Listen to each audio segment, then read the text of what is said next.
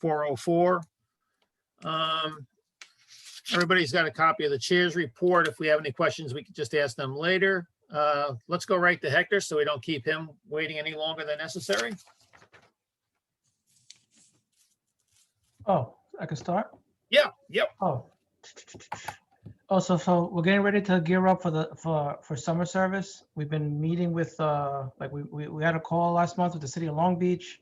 Last week we met with Suffolk County and all the different transportation providers, the ferries, Suffolk County Bus, Hampton Jitney. Just get a sense of what they're seeing and what they're expecting and what they're preparing for. And we also met with the Summerman Deal and the Southampton and East Hampton, for similar reasons.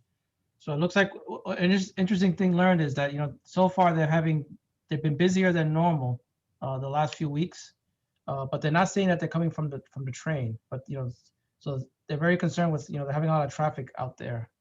But they're expecting, 2019 was a record year for them. And they're expecting a 2019 kind of level of people going out east. So I know we're going to start our normal summer service in May. It's going to be mostly the same thing. We're going to scale it back slightly in terms of we're not going to have the consists as long, because normally we have to take cars from like Oyster Bay and Port Jeff. So we're going to try not to do that.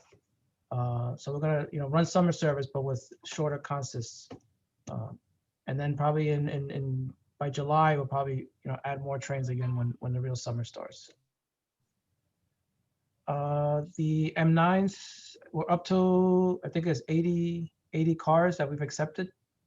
I know, Lisa, you asked me about that they were briefly out of service last month.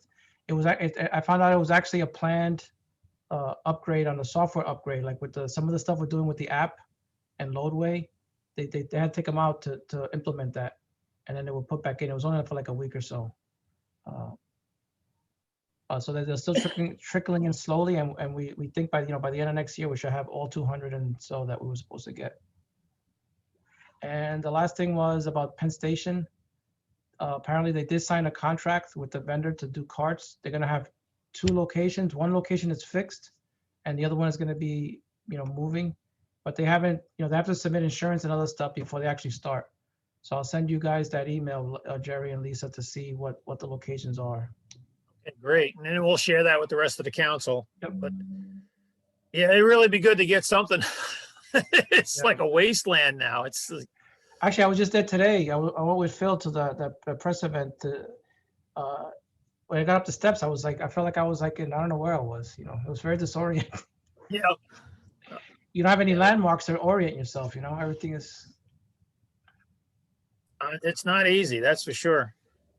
Hector, do you know what kind of vendor? Is it going to be Hudson News, or is it going to be the Taste of New York? Or No, I think it's Hudson News or somebody like that. I forgot what it said, but yes, it's somebody like I think it was them. Okay. Whoever it is, they're going to make a fortune. They're the only deal in town. Especially after Rangers games and Knicks games and before boarding. Do you know if they'll be open late, or is it they're going to be what their hours will be? That I don't know, but I'll send you what I have, and I just got it, so I didn't really read it, but. Okay. I think it would be helpful to put a plug in that they be open after events also, especially as not just sporting events, but it's concerts reopen and other kinds of things too. Hector, Is it mandatory that they sell popcorn? Popcorn and maybe, I don't know, the occasional beer. Do you know where they're going to be physically located? Did I miss that? No, I said it's 2 locations. One is going to be fixed. I'm trying to find this email. I just don't know offhand. Okay, sorry. I thought you said that, and I just missed out on it. Never mind.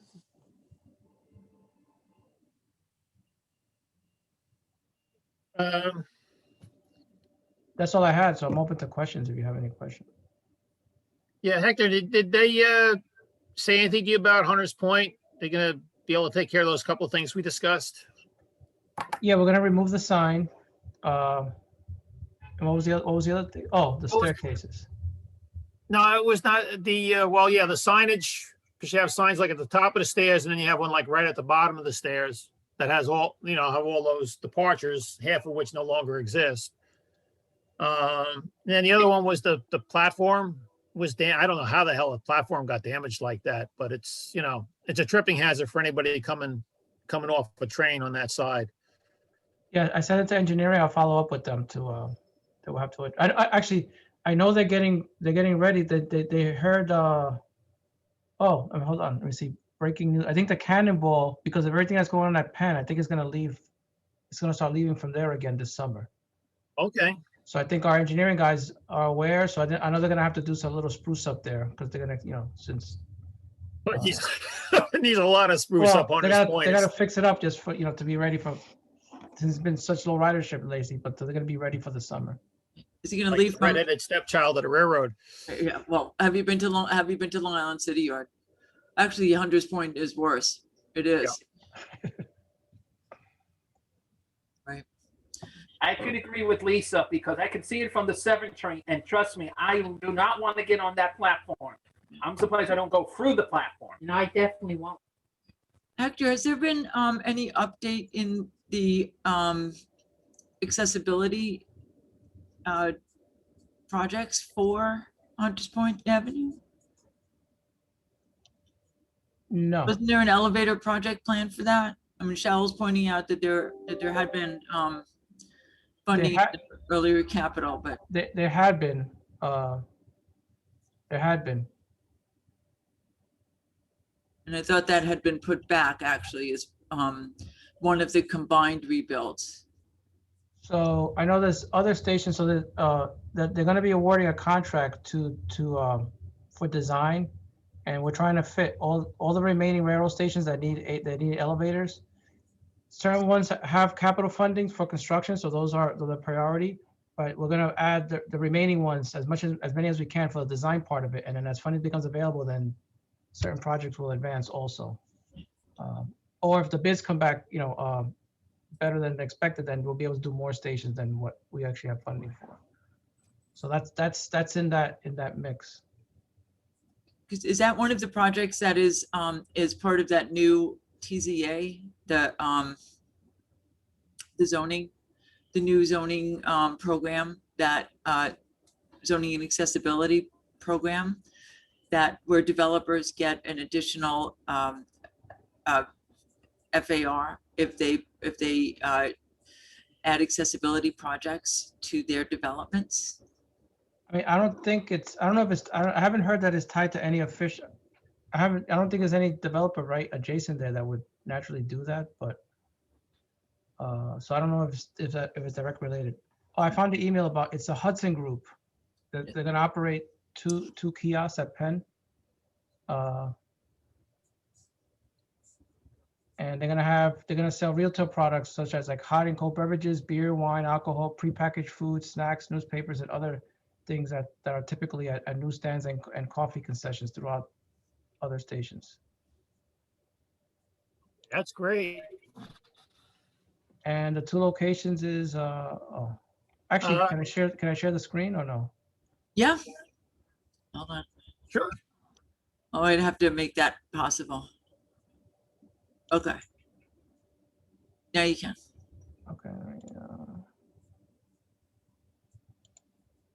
And I see Shaul also has a hand raised. You can see this? Yes. Yep. I can. Oh, it's a little orange. So this right here. So this is by, where is this?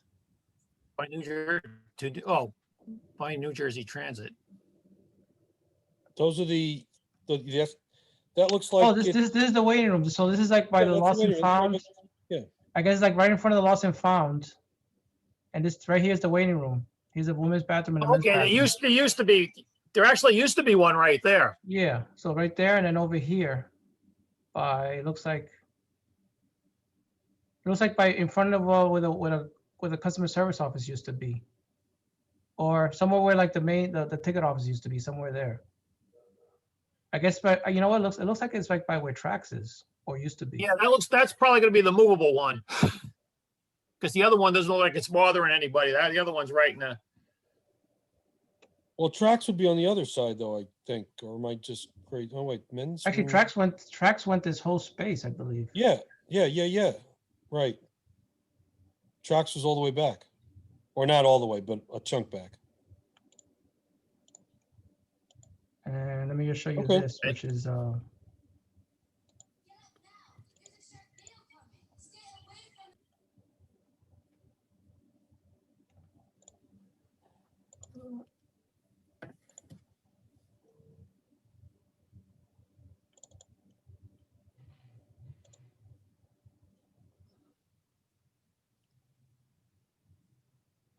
I'm trying to show us something else, but it's not coming up.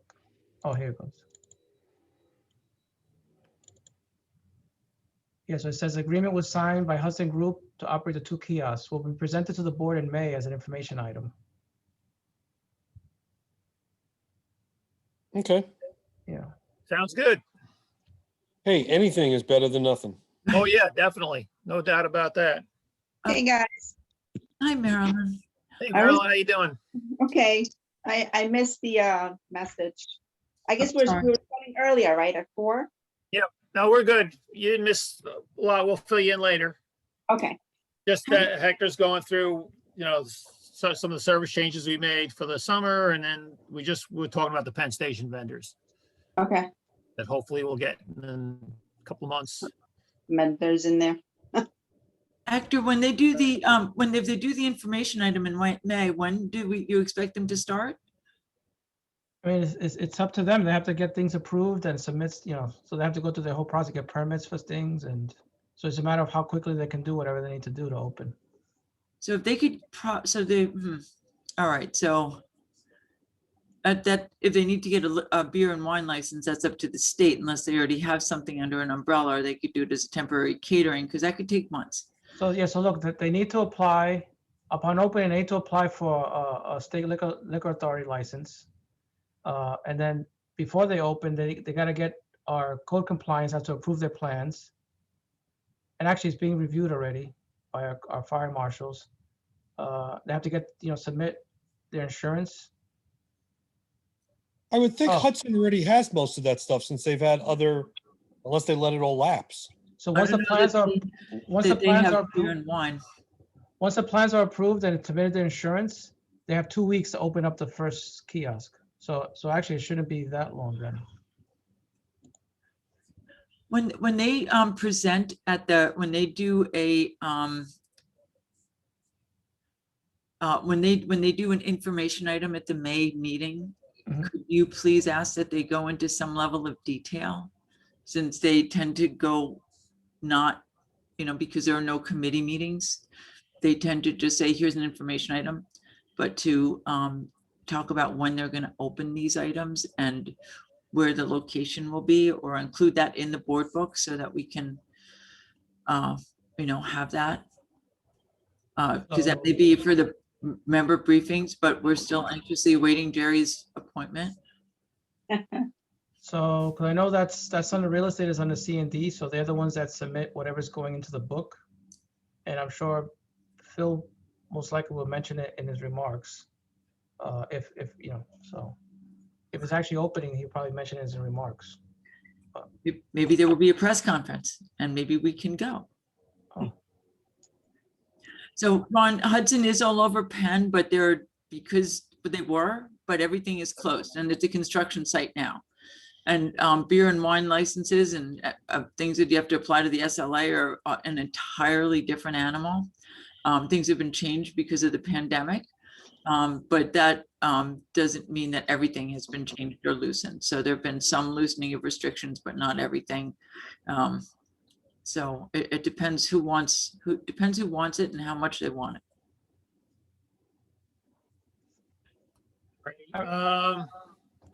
Hector, I understand that they shut down the work on the third track for a while after they had that incident with the one contractor getting. Oh, your sound went off, Jerry. Muted. No, Jerry, you're on mute. Now we're good? Now you're good. Okay. The third track, I understand it got shut down for a while because that incident where the contractor got electrocuted, or are they back up yet, or? Yeah, so that was like this Saturday will have been a month. So there's been no work by either third track or the railroad in that corridor. So actually, we just got, I think, either last night or this morning, after all these audits, and they have some new measures that are going to be implemented. This weekend they opened up again. So I know there's going to be a mainline shutdown on Saturday, and the railroad is going to be working on a new switch in Mineola. So yeah, so officially this weekend we're going to be back, started. Okay, great. And then next weekend there's an outage on the Long Beach branch and partially on the Far Rockaway branch. There's some new switch going on in the Long Beach branch. So the messaging it hasn't been finalized, but it's going to go out either tomorrow or like Monday. Information on that. Ready? I see that Christopher has his hand raised. Yeah, I had a question for Hector. Regarding your summer schedule, are we just gonna still have the Cannonball Express? Yeah, Hector mentioned that. He said it's gonna come out, I might be coming out of Hunters. Oh, The only problem was it froze. That's why I didn't hear that part. That's Oh, why I okay. wanted to clarify. Thank you for. yeah, they're finalizing that, but then it looks like it's going to run out of Hunters Point Avenue. I don't know. I don't know about the express exactly. Wants to go on the Oh. Cannonball. How do they do it then? You get on at Jamaica. Oh, it's gonna stop at Jamaica now?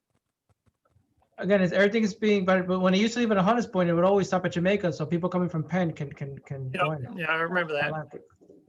Okay. It's me. Didn't it originate at LIC also and then go to Hunters Point, I thought? I think the customers got on at Hunters Point for some reason. Yeah, I think it was Hunters Point. I don't remember it coming out of LIC. I mean, I think physically, I think it may have come from LIC, but customers was the first station that people boarded was at Hunters Point. So Ron has his hand physically raised.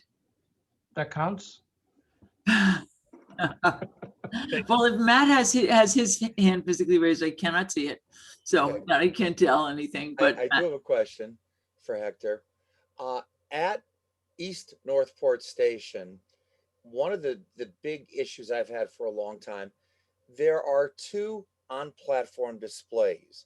One is almost towards the extreme east end of the station. One is towards the extreme western end of the station. And if you're anywhere near the platform, and if you're anywhere near the middle end of the platform, there's no way in hell you can read the displays. There's one, we desperately need one near the middle of the platform. Now, especially if they're giving more information, you need it near the middle of the platform. One display.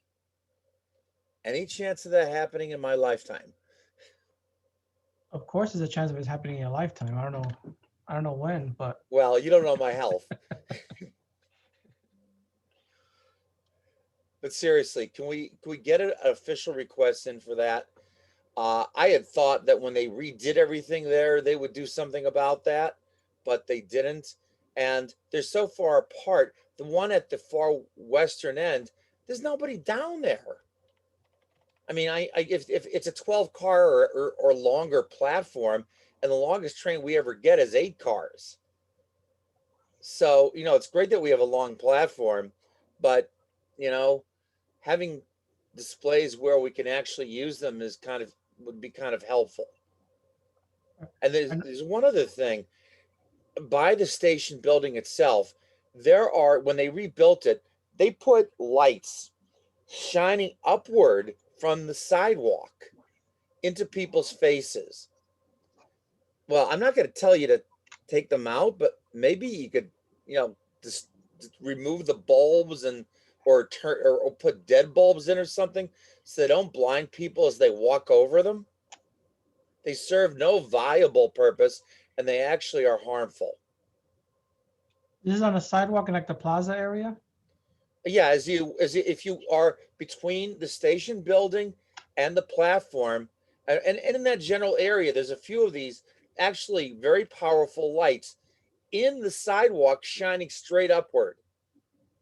They serve no legitimate purpose that I can think of. And I'm guessing they're in a bunch of stations. Someone got a bright idea, I guess. A little, pardon the pun. But they're horribly dangerous because they blind you as you walk over them. And I don't think we don't normally put lights like that, like decorative lighting. I know it could be that, I know there's some stations, they have like some memorials and like some of it is like town property and maybe it's, you know, this could is be the part of town. this is part of the rebuild there. Oh, okay. Ron, how often do you commute out of there? Lately, none. I'm not working at the moment, but when I Okay. did, it was, this is where I would get off because my wife would pick me up in the little parking lot, you know, at the east end of the East Northport station. So I'd go by there every day and it would blind me every day. And I don't have great vision to begin with. Well, the So- next time you're there, if you could just take a photo of it and send it to us. Yeah, Would but be if appreciated. if you're ever in the neighborhood, it's just absurd. But the high priority is just to get a sign, you know, midway on the, you know, and half, you know, even if it's about halfway between the other signs, that would be a real help. I think there's a project coming up at Northport. I believe it's like new shelters, new platform shelters. So Oh, that, yeah, well, I could talk to you about that. And of course, the bridge itself is a disaster. Plus it'd be another, you know, it's so absurdly high. It's ridiculous. I mean, it's probably 2 or 3 times as high as it needs to be, and it's in poor shape, but that's another story. Right. Do you have anybody else with a question for Hector before we? Shawl, did you have something?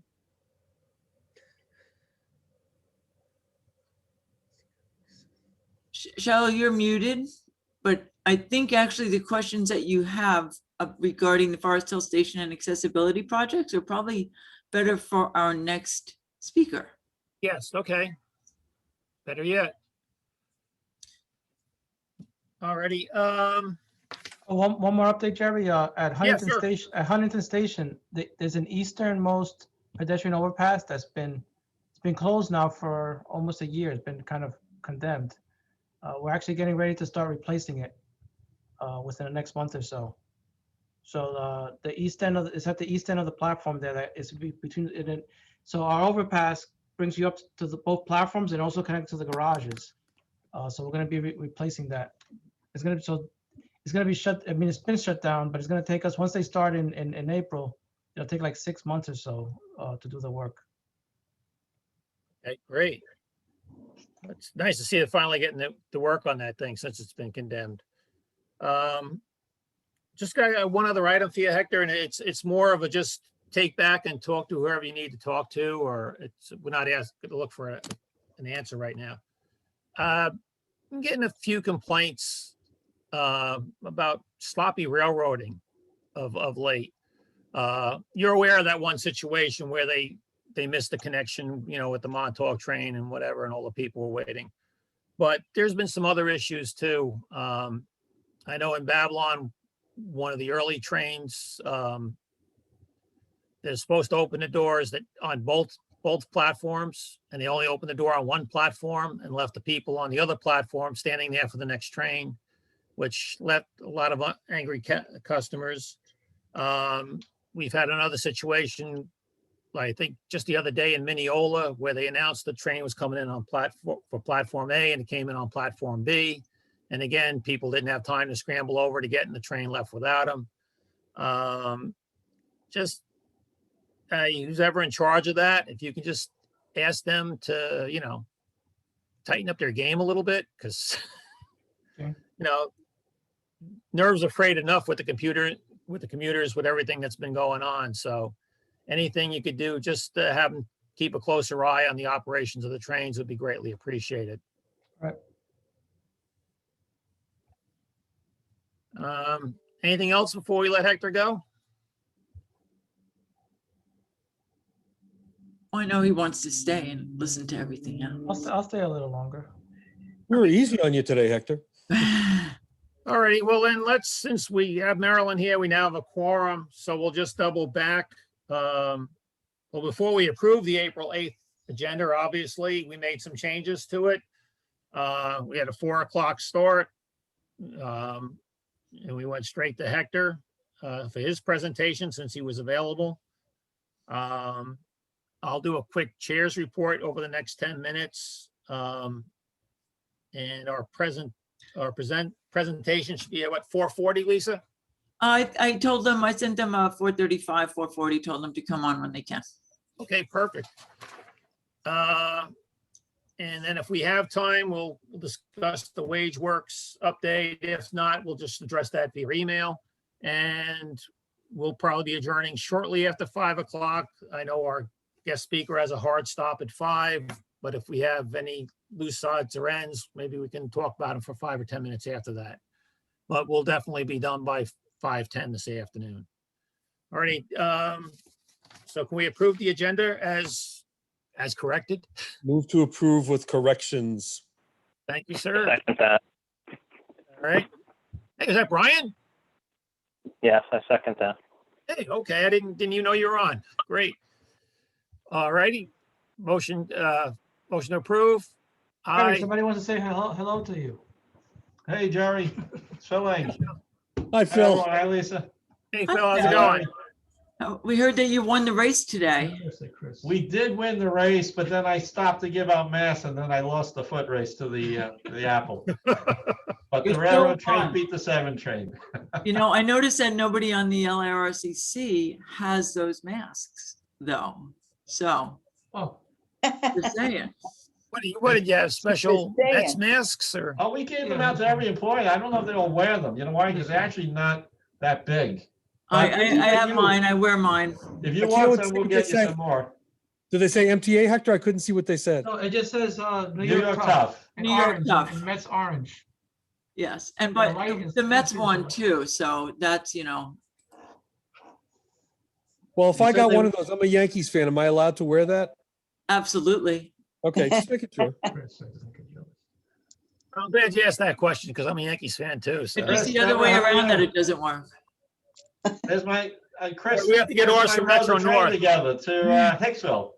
Hey, Deborah. Well, I have the ones. I have New York Tough from the governor's office. I've got those somewhere. It's the same one. Yeah, No, and I they're got the shirt, but the only thing is I'm not wearing it today.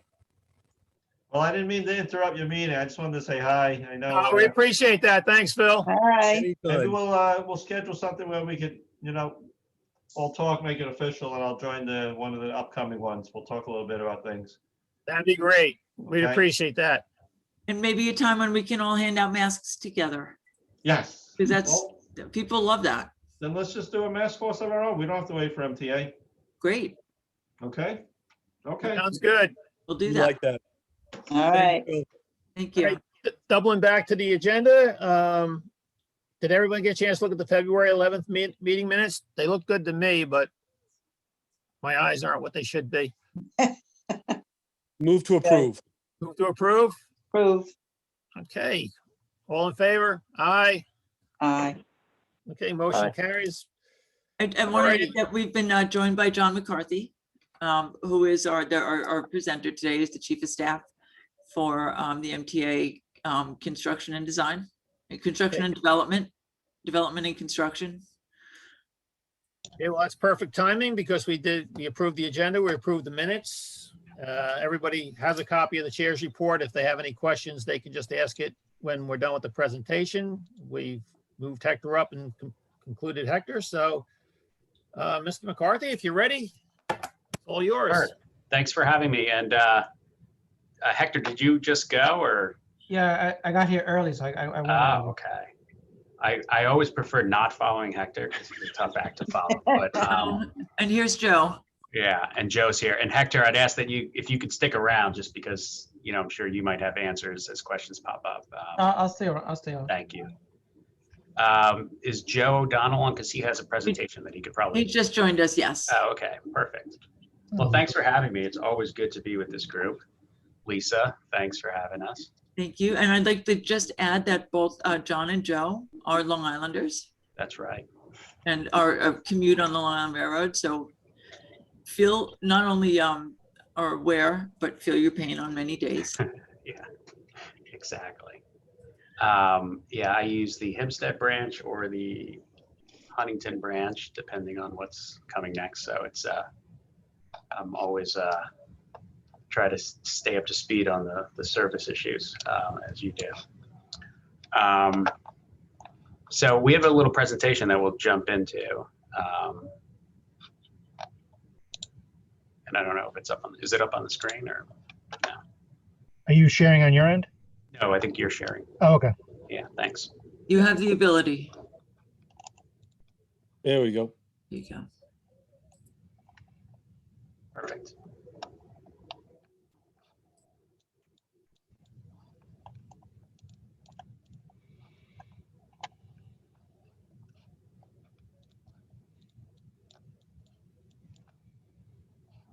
So the first thing I want to jump into is taking a look at the capital program overall, and this is something that we talked about at a recent board meeting. Jana Lieber went over you know, where we are, because as this group knows, you know, last year one of the first things we had to do out of the gate with the drop in ridership and other associated financial challenges with the COVID pandemic was to pause most of the capital program. And after, you know, a ton of work went into, and your help in many ways, a ton of work went into getting approval of the 20 to 24 capital program. And unlike previous capital programs, and I think you guys remember the 15 to 19 program, that there was an 18-month lag between when it was supposed to start and when it was actually funded. This one got funded on time. We're very excited. We had huge plans for that first year, but things came to a halt, and you know, we had to keep the trains running. Operating expenses trumped our capital work, but you know, we don't want a system that falls into disrepair. So all throughout this time, we've been doing two things. A is try to get work done that where we can get work done, work that's already funded, keep it going, and also put the puzzle back together once funding is more secure. So what you have in front of us here is a chart which basically breaks out where the funding comes from in the capital program, and you get an idea of, like, you know, what is secure, what is fairly secure, what is, you know, of great concern. And going around the dial, you'll see the you know, the most secure, which is the federal formula grants, which makes up about 14% of our overall program. You know, these are the grants that are annual based from the federal government. That's what we lived off last year. We didn't have other dollars available. The B&T program funding, that's self-generated, as you guys know. You know, our tolls that Bridges and Tunnels collects, that goes back into the agencies and allows us to bond against, and that secures funding for our program. Again, that's pretty secure. A lot of the traffic has come back pretty early on during the pandemic. It's a little lower on certain days, but anybody who's been out on the road realizes that, you know, unlike our subways and railroads, that service, that usage is close to 100%. I look at it most days, you'll see, you know, -8%, -5%, but you know, you do have the traffic back, and that means the tolls are back, and that funding is critical to what we do and also to our operating budget. The next group there, the New York State funding, that's $3 billion from New York State, and the governor has committed to that. And we feel that the city funding, the 6%, which is another $3 billion, will also come through. That confidence is really based on some of the, you know, the funding from the federal government to localities, which was part of the most recent bill passed in Congress on COVID funding. So where there's a fair level of confidence. The new revenue source bucket, 18%, that's a lot of, like, these are dedicated taxes that are identified, that are dedicated towards capital spending to keep infrastructure and transit afloat. The reason that the unknown there is there's two unknowns here. First, that money was allowed to go towards operating last year. The second, but now it's back to steer towards our capital program. The second unknown is how much of that money is going to come in any given year, because these are different internet sales taxes and mortgage recording, different things that are based primarily on economic activity. And I'll digress for a second to say one of the things that we struggle with here in our area, unlike other transportation systems across the country, is that our operating expenses and our capital expenses are primarily covered by the user. We have a higher user fee, meaning like as a percentage of the cost of the ride, the user pays more. So for example, if an actual cost of a subway trip is $5, we pay $2.75. Whereas if you go to other places in the country, that is actually a lower fare box ratio, is what they call it.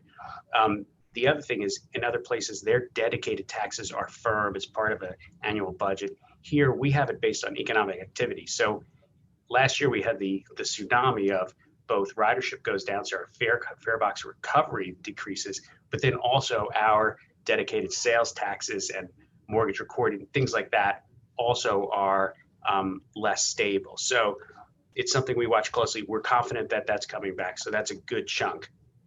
Second Avenue subway chunk is, again, that's a project that, it's a major expansion project that you know about. And we are awaiting federal approvals there. That piece of the pie comes in if we get those federal approvals.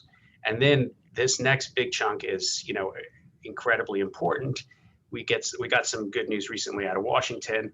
So and this is really the backbone of this capital program. There was a lot involved in getting this approved, obviously at the state level, but this does bring us into brings a major piece of the pie, this pizza pie. This is money from Central Business District tolling that we would bond against to pay for capital program. There's no money coming in yet, so there is question marks about this, but approvals on what type of environmental review is required have moved forward. So it's advancing, but again, this is an area, if I would color it, more gray than blue at this point. And finally, MTA bonds. These are our bonds that we sell that go towards the capital program. Last year, we really had to use this towards our operating expenses. As anybody who follows our board rotation, you would hear Bob Foran, our CFO, talking about this. He's, really someone who's, a great person to be at the helm of this during this difficult time. He has a long history in the bond markets, but that's the last piece of the pie that we need to get into place. So the bottom line is there's a lot of unknowns, but we have a path forward. We're going to track this every month, and we're going to be able to describe to the public where we are, because we want to get to that big number. We want to get this work done. We don't want to let the system fall into disrepair. So state of good repair projects are real focus, and for the at least the near term before as we kind of get this, the thawing of the paused capital program. So the next slide, Joe, is, we'll go into our 2021 commitment goals. This is just a quick outline of what we're hopeful to get out on the street this year, which the bottom line is a $6.2 billion capital program work in 2021. And that 6.2 is a subset of the 54. Some 15 to 19 and Sandy are still to be spent, but that $6.2 billion number represents more than we. And if you go to the next slide, Joe, it represents more than we ordinarily do in any one year. You can see how we've broken it out by quarters. This is really in the details, but I'll go quickly. The reason I wanted to show this slide is it shows that in the first quarter, which we're wrapping up, it's a lower number. Why is that? Well, it's hard to plan to spend money when you don't have that money to spend. So last year, as we were going through the pandemic, a lot of unknowns, financial uncertainty. It's not as if we could put together things, get them out into the street, have people bid on it, only to tell them we can't do the work, we don't have money. So there's a little bit of staggered growth, but you can see by the fourth quarter, we've geared up, we're back, back running. So that's good news, but there's a certain amount of progress that you can make, but it really is limited by the timing that we had to face. So we'll go to the next slide, Joe. Some of our completion goals. This chart here that you're looking at represents the work we're getting done in 2021, and the reason we wanted to show you this is the $7 billion completion goal. It's more than we've ever completed in a year. And this is work that's already started. Many of our projects take multiple years, but this is significant. It just shows, I think, the story here that I'd want you to take away from is the work that was done by our in-house force accounts over this past year, the men and women of labor who work for the railroads, transit, and others you see on the railroad, flaggers who are out there, track workers. They were getting the work done and they were doing it safely during COVID. And our contractors were doing the same. We had to change the way we did business, obviously, but we were able to keep that work going. And here you see the fruits of that, which is the completion number, which is pretty significant. Next, Joe, will, let me just, pause here. So that's our completions. I want to, quickly go through some of the major, when I was talking to Lisa, she'd asked that I kind of touch on some of these major projects that we're doing. And this is the significant, dollar amounts that are reflected in that completion work. The first one I want to start out with, and this is what you're looking at here, is the was in progress New Hyde Park Road grade crossing. This is one of the 8 grade crossings that are being eliminated on the main line. And that includes 2 at Willis Avenue, one under the Oyster Bay branch and one under the main line. But the New Hyde Park was the big one that was completed this year and this past year. And the good news that you may know is that Main Street in Mineola was closed earlier this year. And that was the last of those grade crossings to be eliminated. Now, the final product isn't done yet. So Willis is under construction and Main Street is under construction in so much as it's going to be replaced, not with an underpass, but a pedestrian overpass and elevators. The same at South 12th Street in New Hyde Park is already eliminated and being replaced with an underpass that's ADA accessible.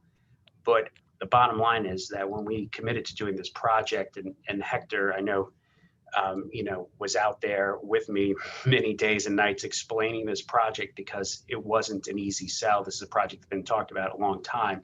And, while I'm looking at this slide, I just want to, sort of remind, and some on this call may remember this, but I think it was 1981, there was the horrible accident at Herrick's Road, and where I think there were 9 teenagers killed.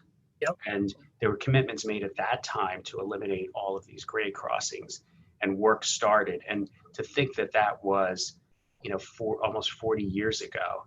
And, for most of that time, there was a lot of talk, but we were only able to get Herrick's Road and Rosalind Road done. And this is the busiest stretch of the railroad and the busiest stretch where rail and car meet, probably in the tri-state area, I think. And, in the last 2 years, we eliminated the other 8. So I think that's, we're very proud of that. And it was a commitment that we made as part of this project to do this first. And we've met that. So that's been a lot of work.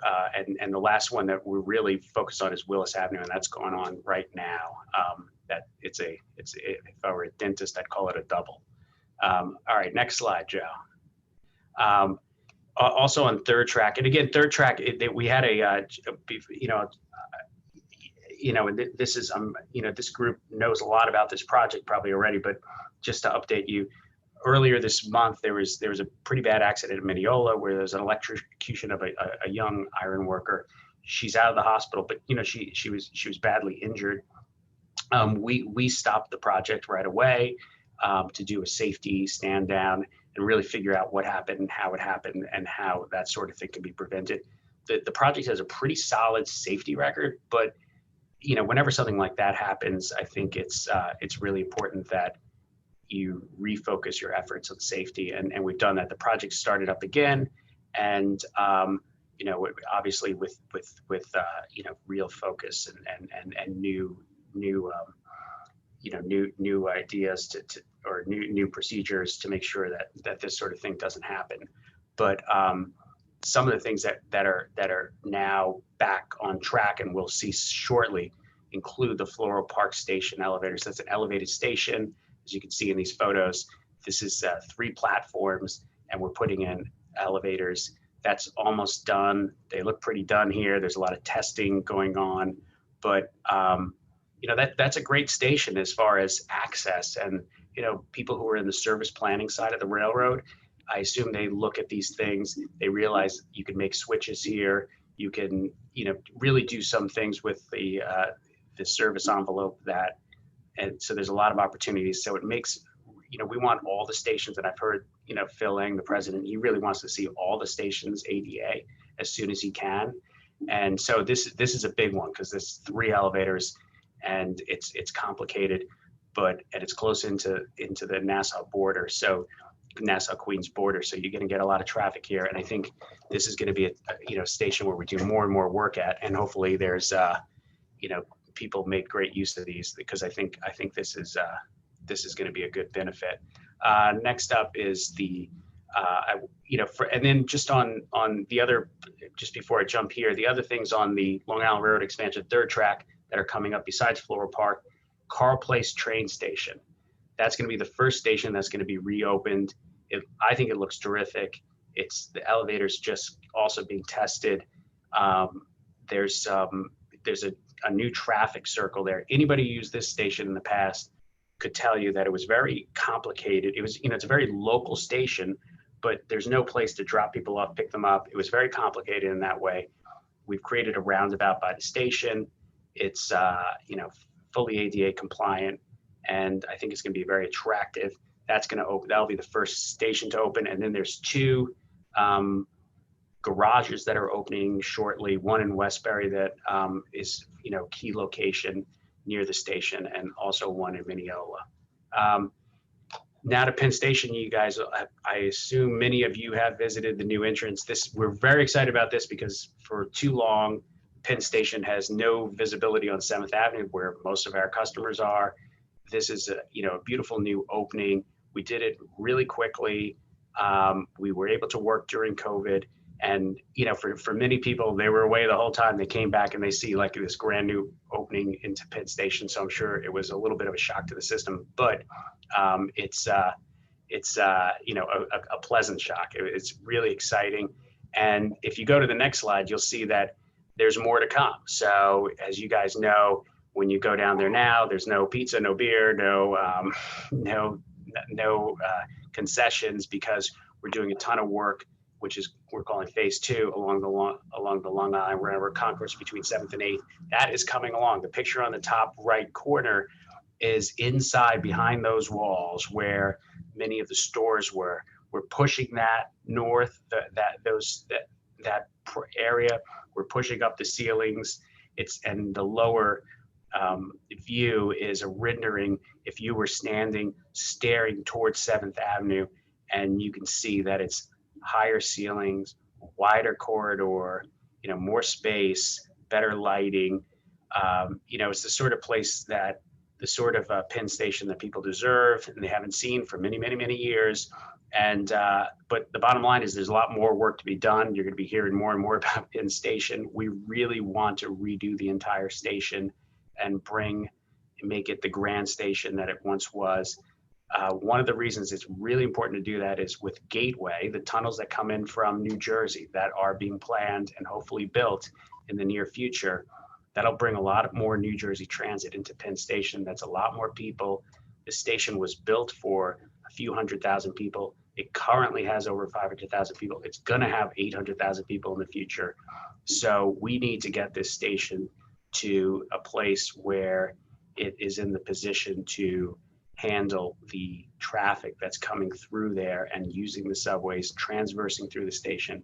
and also the future Metro North service that we hope to bring in from the Bronx and Connecticut and Westchester into Penn Station. So there's a lot of planning, but all the pieces are getting aligned, and there is real opportunity with this new administration where they're really focused on mass transportation and rail. And that brings me to the next thing, Joe, which is I'm going to go through just real quickly, when you talk about the pieces coming together, a really important piece is East Side access. And that's just I want to wind up with this because I want people to understand that a couple of years ago, we were very public in sticking with the date. And that's what we're doing. And so December 2022, that's the date we said years ago. We restated it in 2018, and we're on target for it. It's a struggle every day, don't get me wrong, but here, this view, you're looking out on the midday storage yard. This is just a couple of years ago. It looks like kind of a crazy scene. This is what it looks like now. This is where trains will lay up during the midday if they're not in use. Maybe they'll be in use. Maybe there'll be no trains here because they'll be running back in and out of the island because there's going to be so much demand for service. But this is where they'll go midday as they're waiting to go into the tunnel into Grand Central to pick up passengers and come back out in the evenings during the evening rush or the morning rush. The next slide, what you're looking at here are these the elevators that are going to take you deep down into underneath Grand Central. As you know, this is below the existing Grand Central terminal. These elevators have been built out. They are, the finishes are being put in. It's looking like a station under there. This is, reality is hitting us. Next, I think we got pictures of the concourse. This is not too long ago. This is the area that is the Long Island Railroad concourse. It was the Madison Yards where the Metro North used to put tracks. Now it's, it looks like part of Grand Central Terminal, which it is, with even down to the lettering, right? And here you're looking at the tunnels. Again, this isn't, what year is this, Joe? 2000, this is a couple of years ago. 2018, yep. Yeah, 2018. Platform level. Yeah, so this is the platform level. There's be 8 tracks that come in here. There's 2 separate areas that they come into, and they're decked, so 4 on each side. And now you have to see the escalator, and the track is laid. All the track is laid. So, yeah. So we're really moving along. And I think, is that it, Joe, on the East Side access? Yeah. So the reason I really wanted to wind up with East Side access is that no matter what the planners thought and what they were thinking as far as we need this service into Grand Central for Long Islanders, it's doing a lot more than that, because there's a couple things that really are coming to a head. East River tunnels need to get repaired. We would love if they were already under repair. They are not yet, but East Side access, bringing service into Grand Central, gives us a little bit of cushion, because now Long Island Railroad can bring service into both Penn and Grand Central as those tunnels are being repaired. Our belief and our hope is that those tunnels can be repaired with as a little impact on the customers. You saw what we did with the L train, and more recently with the Rutgers, which is the F tunnel under the East River. Again, the same thing, Sandy resiliency project, tunnels that were impacted by Sandy. We were able to do that work while keeping service running. We did the work nights and weekends. Not all tunnels are alike, and we weren't even excited about doing that at first, but we got nudged. So we're talking to Amtrak. We're really focused on trying to reduce the impact on our customers and folks like yourself, so that we can keep good service into Penn, keep good service into Grand Central. The other thing that East Side Access is really affording us is the ability to do work at Penn. If there's if there's fewer passengers, and as we and we'll see, this is again service planning. People are going to really, they're the experts in this area. They'll figure out where the passengers need to go. But if there's more opportunity to fix Penn, that will help us. And then finally, it allows us to bring East Side Penn access down in from the Bronx, which is going to benefit Long Islanders, because I don't know what the future holds as far as how tickets are sold, but you're going to see more and more people really appreciate the ability to transfer from one railroad to the other very seamlessly at either Grand Central or Penn Station. People, do go to school, they go to jobs, they go see family in Westchester, and they might live on the island. So, this is good for the environment. It's good for transportation. So these things are all coming together. Both Third Track and East Side Access are due in late 2022. And we are working day and night to try and keep those schedules. So maybe I'll just we could take some questions instead of me rambling more than I already did, but hopefully, you got some highlights there. Do you have any questions? You raising your hand, Larry, or are you just exercising? Okay. I know that we have a number of questions from our guests, but our protocol is to have our members ask questions. So I've got one question. I know that you coordinate with other agencies and stuff like that, but what's the word with the air train connection? The reason I bring that up is I have been yelling for years that we need to get the Citi Field. Actually, I was yelling when it was freaking Shea Stadium, handicapped accessible. And we keep hearing that, well, no, that they're waiting on the air train before they decide to do that. I mean, we're putting elevators in smaller stations, and yet, we have Major League Baseball. We've had a World Series not too long ago. You got the U.S. Tennis Center. We have the U.S. Open, and yet a handicapped person can't get there on a Long Island Railroad. It's kind of embarrassing. What is the prospects of getting something done there? Yeah, understandable. So as you mentioned, you're right. That has been the point that's been made, that it's part of the air train project, redoing the Long Island Railroad station there, making it accessible.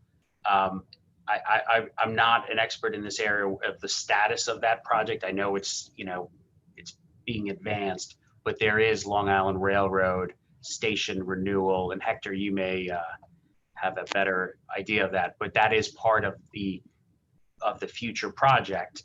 But noted, it's definitely I think the railroad has, again, speaking about President Ng's point of making the railroad ADA accessible, that's a station, it's on the railroad, and that I think I'd be fair to say that he wants to see that done as well. It's just a matter of coordinating with the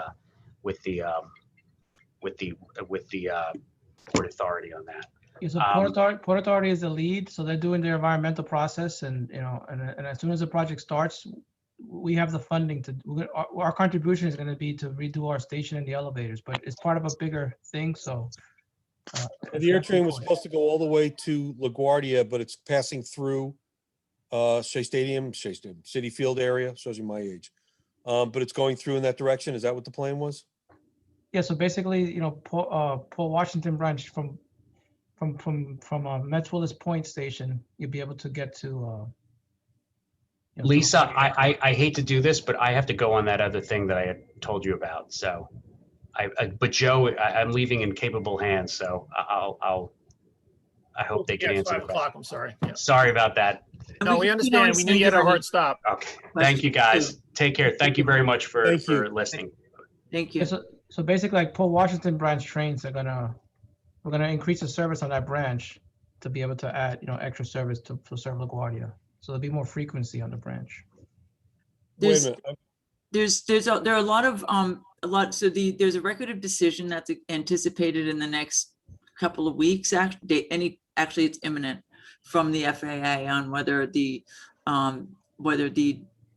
route is the accepted route that the FAA is going to select. There were some rule changes that now allows funding to be used differently, so it doesn't need to go. There are different options that are now permissible because of a rule change that the FAA made in January. So there are a lot of people who are saying louder than they have before that there should be consideration of a different route than the one that was selected. So to be continued there. There had been a conversation among the chairs of the different councils at PCAC who agreed amongst themselves, and we put out a statement that our preferred routing would be either an extension of the N train or to go to have something that connected to Woodside rather than Metz Willets Point. And by the way, it's forever Shea. But that so that people don't have to go backwards to on Port Washington branch and can have a connection to Jamaica. But this is a conversation that can take us forever. But regardless of what that is, the point that we do make there is that there should be accessibility at Metz Willets Point regardless, and that should be a priority. So I know that Jerry has to go shortly also until Hector gives him back his 6:27 train. So we're probably going to be seeing some more 4 o'clock starts in the future. Right. Did Chris have a question or? Permission to speak, sir. You're unmuted, so I guess you do. Oh, Okay. Joe, how are you, sir? Hey, Chris, how are you? How's your mom? hi, Joe. Joe, one thing, and I want to back up with Lisa also. I am definitely with the legendary Shea Stadium, which I love that word. And I definitely agree that we need to make sure that station is accessible. Doesn't matter if the air train is there or not for Long Island Railroad or the 7 train, because Edith Prentice will definitely say, if I don't say something, she's going to hit me with lightning. Right. And the concern is when you guys are working in the Penn Station area, there has been some concern. I know Hector can vouch with me on this.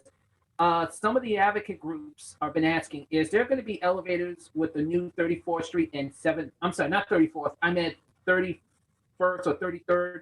And Yeah, so as part of phase 2 that John mentioned of that concourse expansion, Yeah. there is an elevator that's included in that portion of the project. So But how do I get out now? Because I have a walker. And the last time we came in, the guard was like from New Jersey Transit, and he's like telling me it's locked. I said, then why is the elevator working here? I'm trying to get down to my Amtrak train. Wouldn't help me. And in the Hilton corridor? Yeah. They wouldn't give us, so like I asked him, where's the, he says, I don't know. I said, then how can you say this to me? Yeah. And I did Right. make a complaint before, but the problem is that we can't get out or in. And that's a little bit of more problems that's going on as I'm hearing just the last hour already, because people are saying they can go to the new area, no problem. But if they want to get out, 34th should say they want to go to Sabaro's Pizza or Right. Macy's. It's like it's not easy for them to get out. So Right, there's no, some- I thought you were asking about the new, as part of the new project. We are putting in another elevator, but yes. separate and related but unrelated to that new elevator. I'll find out for you what the status of that other elevator and why it's been out of service, but I'll take a look at that for you. And you also have Thank you. signage, a lot more signage too, because some of the staff there, I'm telling you, don't understand where to send us. So I just would appreciate that. Yeah, So I no, can do my absolutely. own self-independently, just follow signs. I can read stuff. So that's all I want to do. Yeah, Thank as that work advanced west to the other side and then eventually across, they do need to increase the signage as more work is taking place. So I actually come in and out of there on a daily basis. So I'll be up there this afternoon and I'll take a look around too as well to see what seems, common sense to me that should be up and isn't up already. So I'll take a look at that. Thank you, Joe. So that both Shaul and Ron had their hands raised. Hello.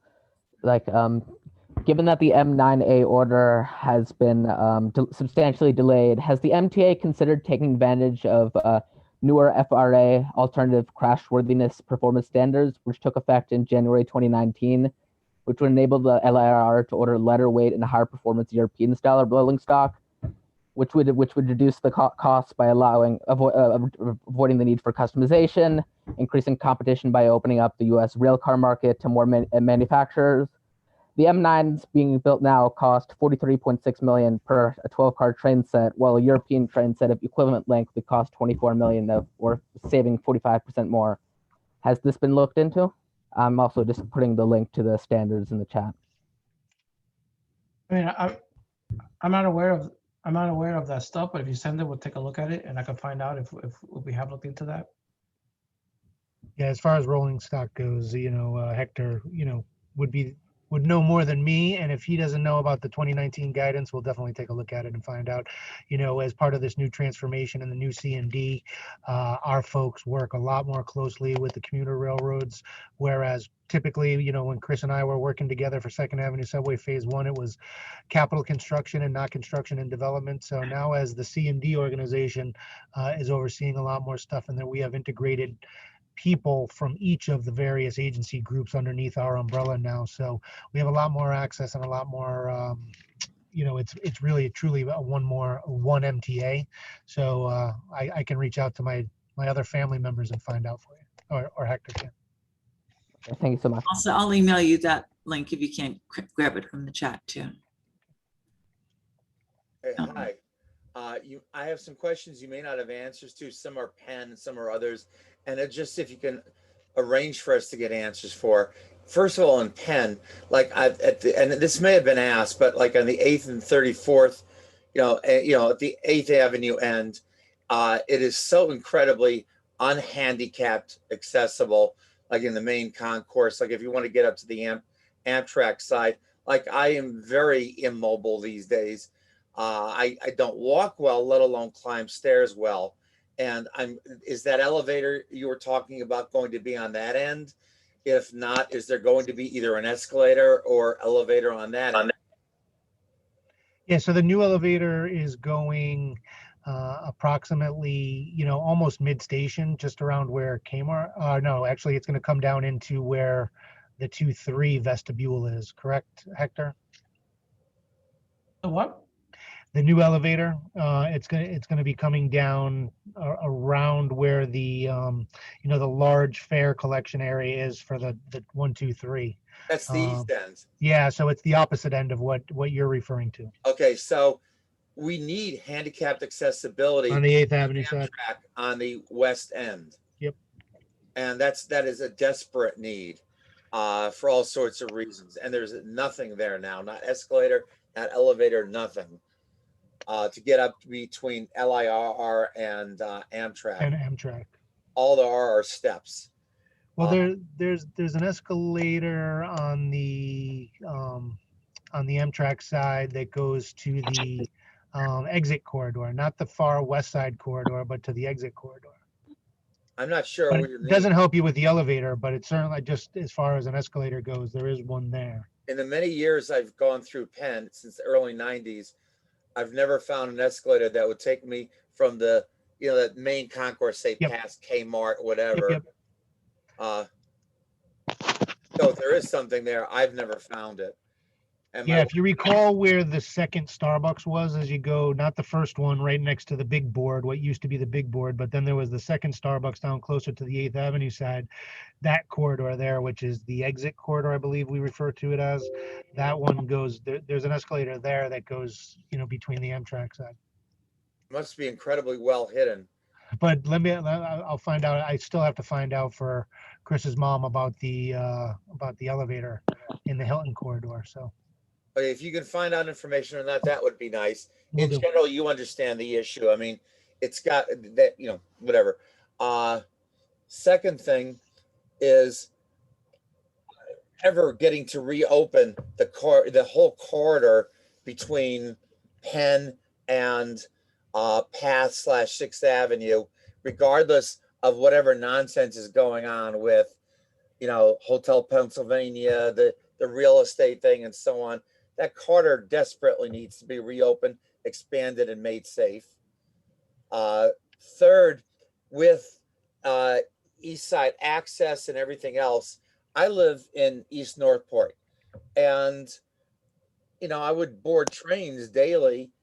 hopefully someday will again, depending on health, and health right now is problematical. But how would I, coming from East Northport, if I needed to go to the Grand Central area, get on a train to Grand Central? And originally, when I was a member, I don't know if you've ever heard, it was the Citizens Committee for the East Side Access, and this was back in '96 from the Long Island Railroad, and it's long since disappeared. But in '96, Railroad took us on a tour of the tunnels, you know, and then it just faded away. But they told us we would do a quick switch over the platform at Sunnyside. Of course, we know Sunnyside's been canceled or postponed indefinitely. So we would like a straight answer on how we would be making the transfer each way for Grand Central if we're coming from diesel country. And a related question that we've never gotten an answer to. We know, I asked the railroad officials back then in '96, you know, are you going to make the diesel trains, the new trains you're now building, fit through the tunnels, you know, to going to Grand Central? And they said no. Of course they didn't. But you're now going to be, you, the railroad, are now going to be doing a new set of dual modes and new cars and so on, bi-levels. You got a chance to get it right on a second try. Are you going to consider this? And I know you don't know the answer to that. But we're talking a matter of inches. And maybe the railroad could get it right on the second try. I'm hoping. So it's something to take back to the powers that be, including Mr. Eng, and say, hey, maybe you could give it a try. Maybe it could be done right on the second try, so that you could have trains that wouldn't matter based on size, which, you know, where they go. Right. Yeah, as you say on the second question, you know, we wouldn't have that answer. But Hector, I don't even know if you have the first answer with regard to service planning yet. But all lines, you know, will have service to Grand Central. It's just a matter of where the transfer would be, whether it's at Jamaica or, Yeah. you know, I'm just not sure if that stuff has not been worked out yet. There's to a my reason knowledge. I ask is, if you look at what people out in diesel country get now, let's say I think it's the 601, if it's still there, we would have to transfer at Hicksville, and a 40-mile trip takes something like 90 minutes going eastbound. And that's just god awful. You know, the people in diesel country get treated like, well, I'm not going to use the number of four-letter words that describe it. And I'm a little farther south than you. I'm over in Dix Hills, Deer Park area, so I take the Wyandanch station, and it's not quite 90 minutes, but it's between an hour and 90 minutes, and that's without having to worry about diesel trains. So I feel your pain. Yeah. So this is something that the railroad could do something about if it starts thinking about it and getting it right going forward. And Ron, this is more of a scheduling thing, not a building thing. Oh, true. It's a lot of things. And but it's thinking ahead. Okay. Thank you. All right. Joe, I've got a question for you. Yeah. I know Penn Hotel is going bye-bye. How is that going to affect anything in regard to the building and any of the infrastructure that you guys are putting in? You know, to my knowledge, I'd have to talk with our TOD folks and see where those conversations are. Transit-oriented development. It's basically our real estate wing, and again, that's another arm of the MTA that does have a division underneath construction and development now. So Bob Paley is the head of our TOD group, so I would have to ask him to find out what kind of conversations we're having at this point, and how we're either going to safeguard our infrastructure or get it returned to us in kind. Yeah, because from what I understand, they're taking it all the way down, and you're underneath it. Right. Yep. Yeah, I would have to find that out. It's a great question. For those who don't know what I'm talking about, Penn Hotel is officially going to close, and they're leveling it. Yep. And they're going to rebuild a whole business office complex instead of the hotel. Now, obviously, all the trains going to Long Island, everything runs under that hotel. So I'm just, you know, looking into the future, how this is going to affect everything. Or just slide Madison Square Garden over across the street. Well, yeah, they're going to try. Yeah, but the track still, they got to redo all the tracking then. So, you know. But it's an interesting problem. A couple of years ago when we did an East Side Access tour, I don't remember who I met with, who was one of the chief engineers down there, and he showed me how they actually move beams, where it moves like a millimeter a week. Now we're talking this much a week to transfer loads of buildings. So, it's kind of a fascinating thing of what they might have to do in regard to safeguarding all the Long Island Railroad tracks and things of that nature if they're going to level a building. Is that Mike Kalita by chance? He retired. I think that's but, who that yeah, was. but it might have been, yeah. Yep. Anybody else have any questions then for Joe while we're here? Or Jerry Hector. had to take Don't- off, don't- so we had to catch the train. So And you can always email me and I will get them to Joe. Yeah, for sure. We got some follow-up as it is, but if you have Yeah. more, Lisa, just go ahead and provide. Great. okay, anybody else have any other questions for Joe? Okay, Lisa, I don't know, do we have anything left on the agenda? I'm not quite sure where we left off or what we've got. We Uh, did, not really. We've, the only thing was, Jerry talked about moving the meetings to 4. I don't know if you want to vote on that. You still have a quorum. I think, yeah, because the reason, guys, who don't, Jerry's train, if he doesn't catch the one train that he went for right now, he has to wait close to 90 minutes for the next one. So until schedules are changed over or something of that nature, he requested that we move the meetings till 4 o'clock.